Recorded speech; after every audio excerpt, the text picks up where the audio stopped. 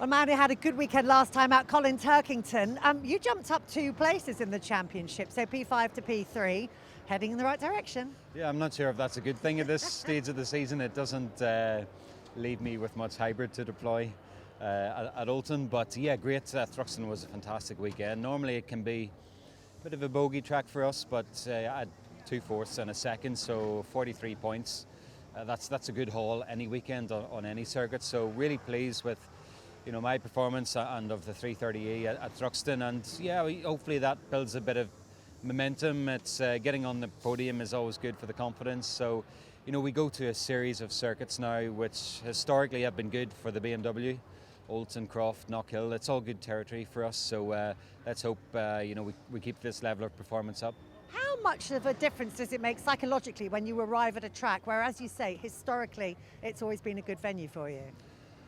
I suppose that the feeling is always good arriving, but the picture can change very quickly in FP1 if you're not fast. So, being quick at Oulton in the past is never any guarantee of continued success. So, with how the cars have changed this year and the use of hybrids, it's all a bit different. So we can't just bolt the setup that we used in previous years. So it's continuous evolution.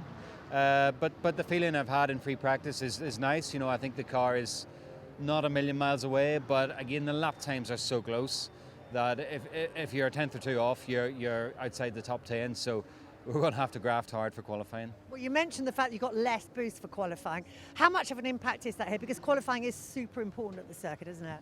Massively important. Oulton's probably a bit easier to race on than, let's say, Thruxton. A few more passing opportunities, but it's narrow.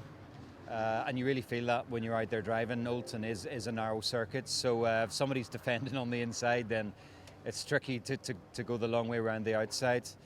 Hybrid, we won't know really until we do qualifying the actual impact. People do their own programs in free practice, but from what I've felt this morning, definitely when you deploy out of the hairpin or out of Knickerbrook, you can feel the difference, especially coming up the hill between deploying and not deploying. In terms of lap time, it's difficult to quantify just yet, but those who have 15 seconds have definitely got a big leg up here, I think. It's a very technical track, isn't it? Which actually makes it right up your street, because you do love technical. I do like technical, hence I like Croft. But yeah, the chicane, Knickerbrook, the hairpin at Oulton Park are all very technical corners that you got to almost underdrive. If you try to go too fast, you go fast in, you go slow out. So the reverse is normally the best philosophy. So as long as I can remember to do that, we'll be okay. Well, have a good one. There's a few fans here I think want to say hello, so I'll let you go and sign a few autographs. Thanks, Louise.